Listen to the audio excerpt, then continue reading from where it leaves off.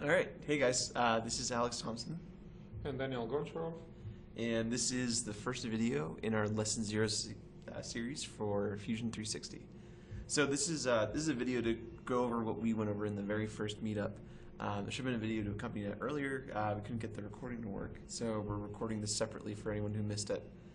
So what we're going to do today is we're actually be converting this 2D image of a teapot into a 3D image using Fusion 360.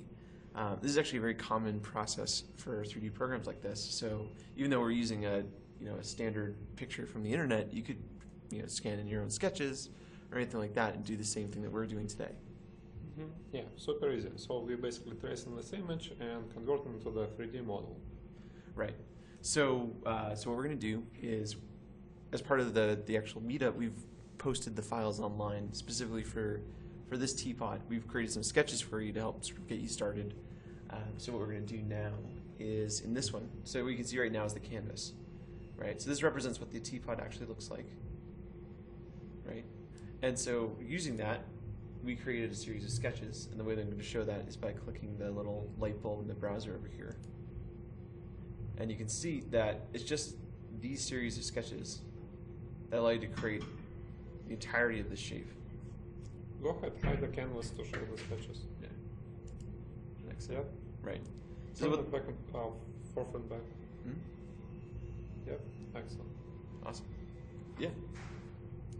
So we'll go over how all these sketches come together to create the actual 3D shape. So I know in class we talked a little bit about components. We're not going to worry about that for right now. We'll just get the general shape.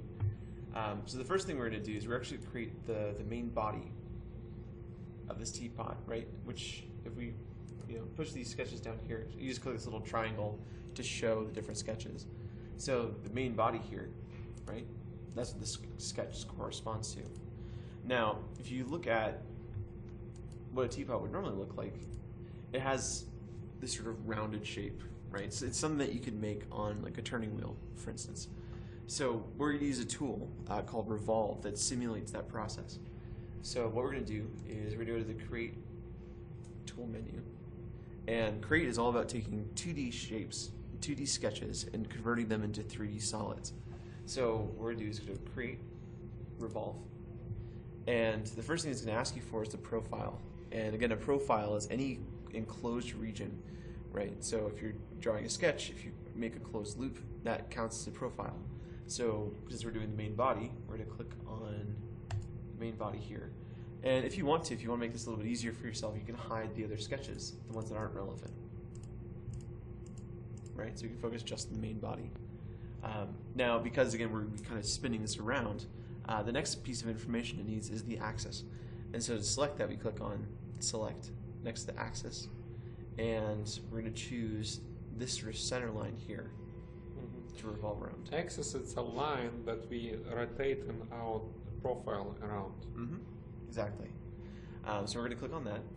And you can see by default, it sweeps all the way around. Now, with the Revolve tool, you have the flexibility of doing less than that if you need to. So you want to make a slice of something, you can do that instead.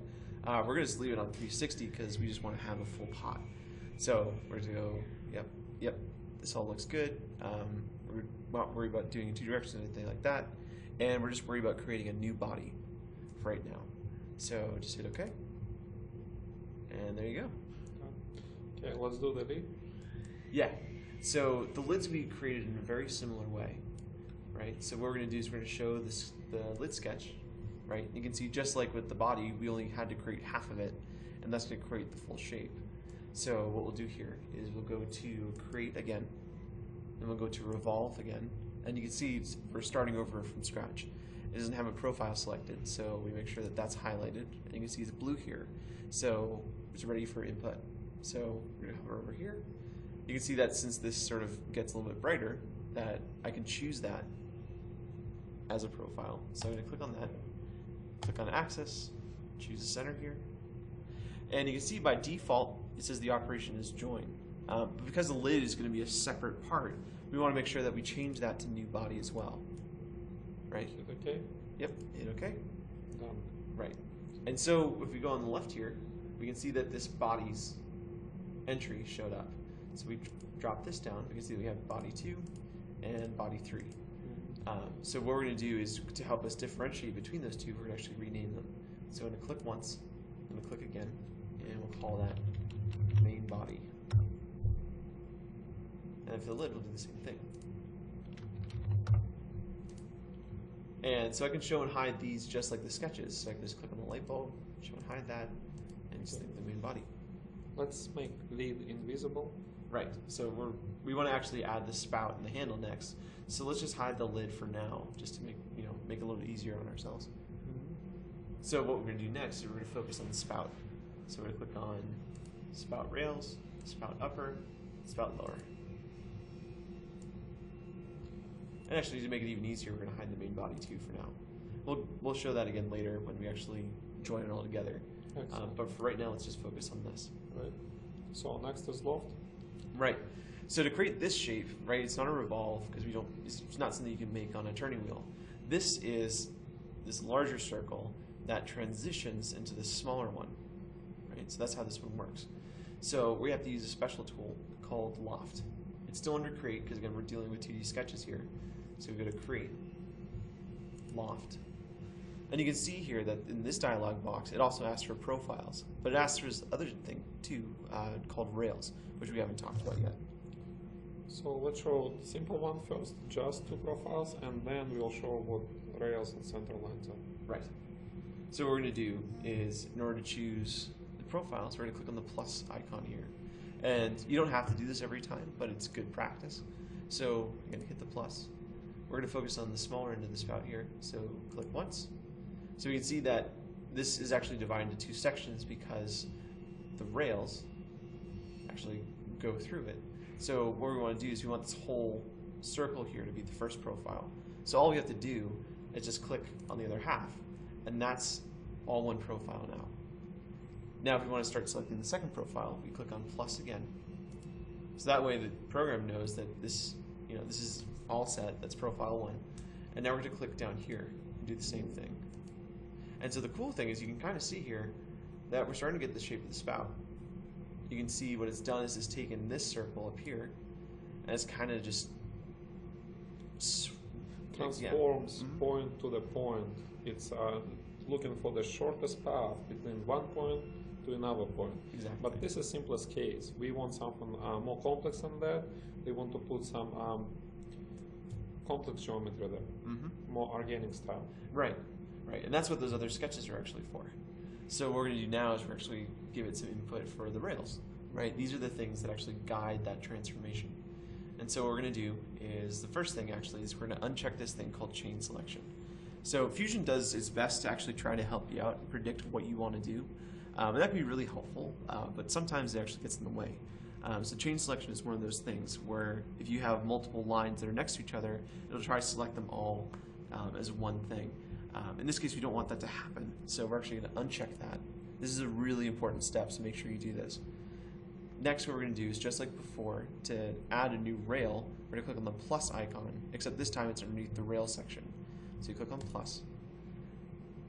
Then what we're going to do is we're going to click on one of the rails. And so you can see it's conformed that transformation to that top rail. So guys, if you see that point on the top circle is being transformed to the point on the bottom circle.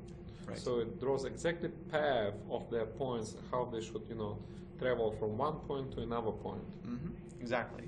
But because we only selected one rail, it's only conforming to that top one. You can see that it does its, it just sort of matches the top and then does whatever it wants with the bottom, right? But we want it to match the bottom too. So all we have to do now is click on plus to select a new rail, and then we click on the bottom. And now you can see it's a perfect match. Yeah. Looks good. Yeah. And what kind of operation is it? Is it new body or join? Right, excellent. Yeah, so right now, by default, because there's nothing else in, on the actual drawing grid, the default is new body. However, if we now click on main body here, you can see it's actually changed the default to cut. Right? So one of the cool things about Fusion is that every 3D operation is a multi-edged sword, right? So you can always create a new body with these 3D operations. You can use it to cut into a shape, which if we wanted to, we could actually cut the shape of the spout into this body.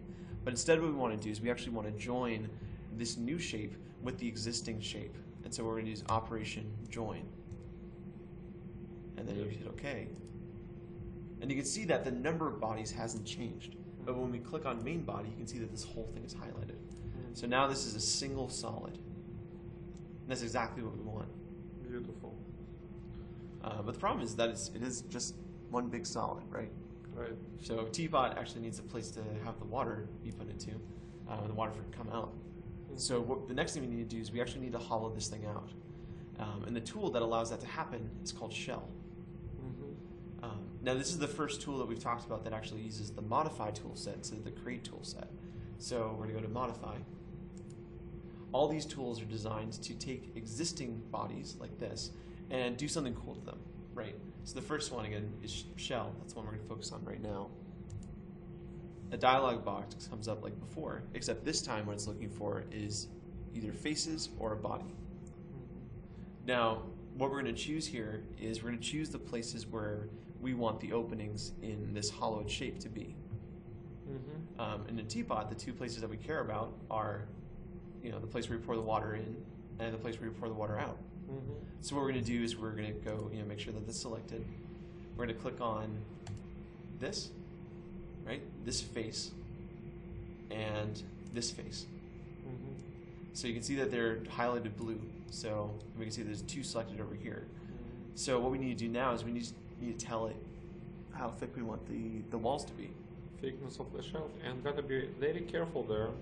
Gotta start with very small number and gradually increase it because it's hard. It's computationally hard to define the shape. Fusion can freeze on us if we'll put obscure big number. Right. Yeah. Exactly. So, and by small number, we're just based off of the scale of this thing, we're just going to try 1/10 of a millimeter. Right. So that worked. Right. So if we look really close, you can see that there's only a 1/10 of a millimeter wall going all the way around this thing. I think we could probably get away with a little bit thicker. So we're going to type in 1/2 millimeter instead, and I think it looks much better. Yep. I think it's the right number. And so the other thing to keep in mind here is, do you see where the arrow is pointing? It's actually going from the outside in. So what we're doing is we're taking kind of like the hollowed out shape of that body, and then we're thickening it inward. You can go the other way too, but for our Teapot, we just wanted to thicken it on the inside.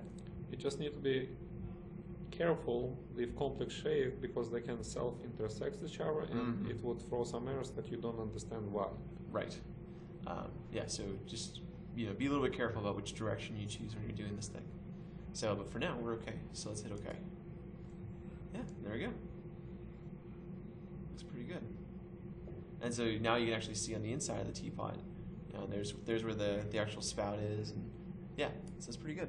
Excellent. So let's make a handle. Right. So there's a third part to this whole Teapot, and that's the handle. So what we're going to do now is we're going to go handle rails, show the upper, and show the lower. Let's shut down main body so it won't confuse us. Okay, good idea. So we'll hide that, and let's just focus on the handle. So this looks really different from the spout in the overall shape, but it's actually made using the exact same way. So just like before, we have one profile here, another profile, and then we have the two rails that guide that transformation. So it's just it's a little more complicated than before. So again, just like before, we're going to go to Create, Loft. We're going to go to the plus here, so we can select our first profile. Click, and click. Then we're going to do the same thing, so plus, click, and click. And just like before, it's taking the path of least resistance. So it's just creating this kind of, skewed circle extrusion thing. So we need to give it some guidance. The way that we're going to do that is, again, we uncheck chain selection here. We're going to click on the plus icon under rails. And in this particular design, don't worry if the first one fails.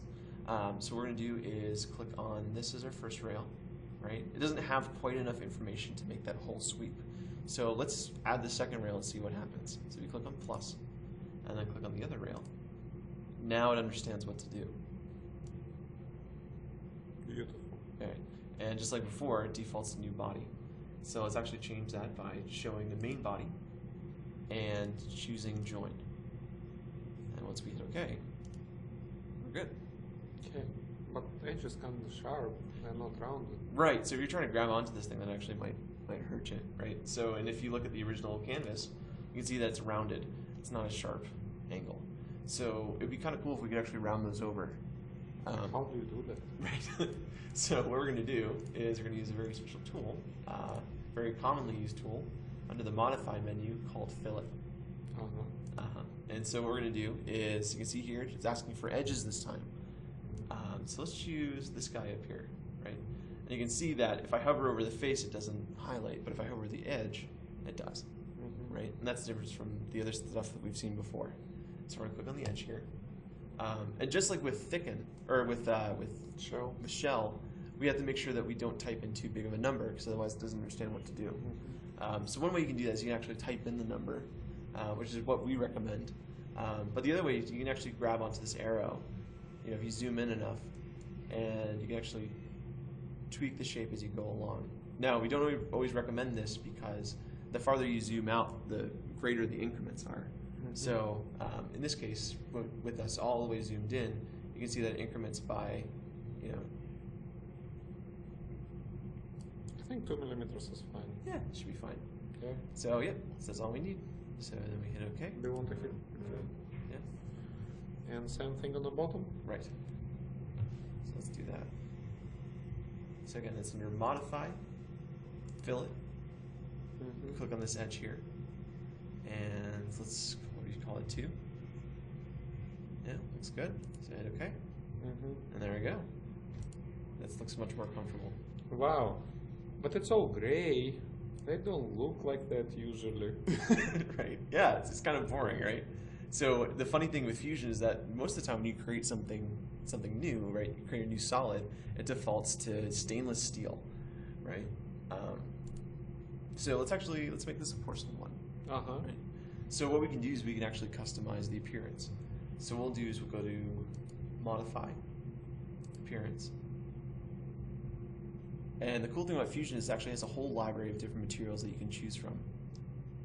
Right, so if we go, let's see, I already have 2 selected, right? But if you go down here, you can actually see a whole bunch of different types, right? So this one would be under Paint, Glossy, and then, Enamel Glossy, right? Same thing with this under Blue. And so once you've chosen which one you like, you can just click and drag that over, and now it's been applied, right? And we'll make the lid a different color, right? So let's click and drag this over, right? We were able to do that because the main body and the lid were different parts, different bodies entirely. But how do I paint only part of the body? Right. So what if we just wanted this stem to be a different color, even though it's part of the main body? So what we can do is we can actually click on faces here instead of bodies components, and we do the same thing as before, where we just click and drag that color, and now it only applies to the surface, to the face that we chose. We do the same thing with the handle here, right? So go 1, 2. Make sure you get that little. You missed the spot. Yeah. Fix that. Zoom in. There you go. Yep. And one more. Awesome. Great. So it looks a little better. It's still a little boring, right? So what we can do now is we can go a step further from just applying different colors, and we can actually start applying images that we've created on our own. So I'm going to go ahead and click on Close. Then I'm going to go to Insert, Decal, and first thing it's going to ask me for is to select a face that I'm going to apply this decal, which in this case is going to be the side of this pot, the side of this tea kettle. So let's go select an image. In this case, it's going to be side flower. And then as soon as it loads, you can actually see that it's been placed on the surface of this teapot, right? And so what you can do is you can actually use this little, this little manipulator here to actually change the location and the rotation. So if I want to shift it around the teapot, I can actually just click and drag in the square here and start moving it around. What about scale? How would I adjust the scale? Right, so if you want to make it bigger or smaller, you can actually grab the corner here and scale it up. Nice. And also, guys, we recommend to use PNG images, so they will have transparency. Right. We apply only color, we don't apply the whites, as you see. So we can change the color of underneath body and it still will look nice. Right, so that's the advantage of having some transparency with this. They would recommend to work the Photoshop color range in particular to remove the white color out of your image. It would require a small preparation of your image. Right, because if you don't do that, what you're going to end up having is this kind of white box around your image, which is really going to make it look awful. So, yeah. So that looks pretty good. Are you happy with the position there? Yep, beautiful. All right, cool. So, you know, we've changed the material, we've added a decal, and it looks okay, right? But it's not very realistic. So what we can do is we can actually use one of the features of Fusion, which is the built-in rendering environment, to give this much more detail and much more lifelike appearance. So what we can do is, so far we've been working in just the modeling environment. But the reason why Fusion is called Fusion is because it bundles so many different types of programs together into one big package. So what we're going to do is we're actually going to switch to a different one of those environments by clicking on Model up here and going down to Render.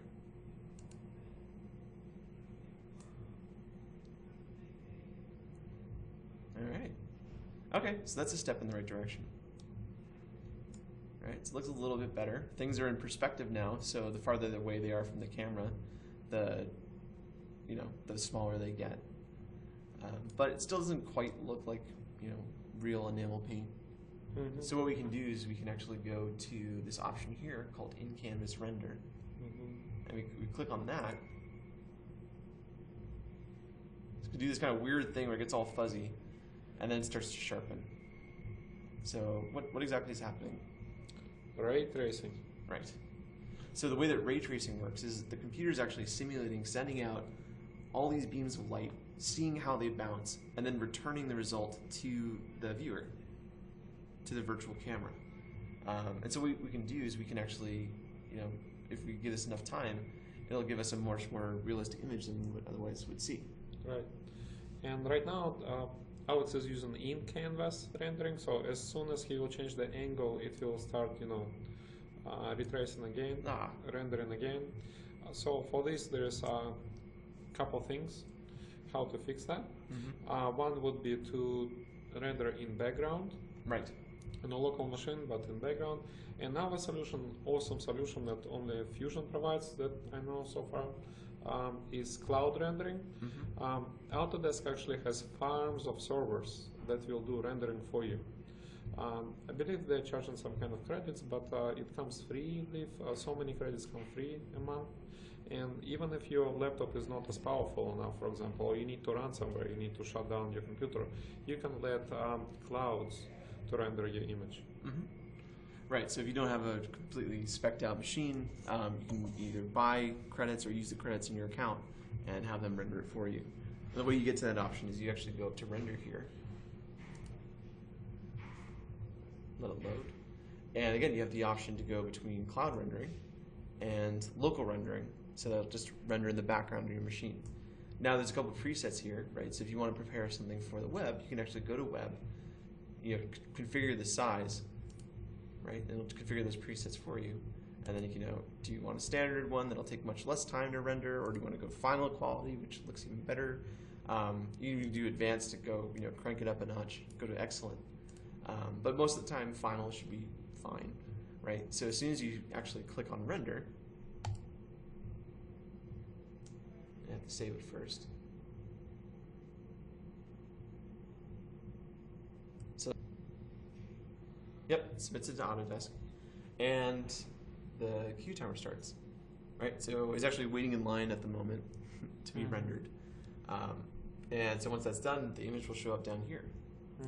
Now, if we like what we see here, and we want to just capture what we see on the screen, what we can do is you actually click on the Capture Image button right here. So if you click on that, just hit OK. And then you can choose a location to save, right? So if I want to save my computer, I can click on this, hit Save, and that'll show up in my downloads folder. Yep. And that's pretty much it. Yeah. The only one last thing I wanted to mention was, so you can see right now that the top of this teapot's in focus, but you can see that the spout over here is much less in focus. So one of the other cool things about this rendering environment is that you can simulate a camera to the point where you can even simulate the depth of field. So if you go to scene settings and then scroll all the way down, you'll see this option for depth of field. So if you uncheck that, you have an infinite depth of field, which means that everything is in focus. But let's say you wanted to do kind of like an artsy shot, right? You wanted to go in here and focus just on the flower here. So what you can do is you can actually check that option, click on center of focus, and then click somewhere on your object.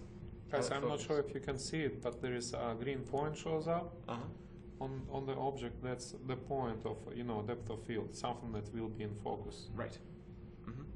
And by default, the depth of field is pretty shallow, which means that all this stuff is you barely see any detail there. But that's all configurable too by this blur factor. So if I change that to like 0.25, for instance, it's a much more subtle depth of field effect. But yeah, so and I think with that we've made our teapot. Yeah. Anything to add? No, that's it. And guys, look underneath. There's already first results appears of cloud rendering, which kind of cool. Yeah. So you click on any one of these, you can actually see it. Yep. Cool. So hope to see you next week. See you next Thursday. Yeah. And thanks for watching.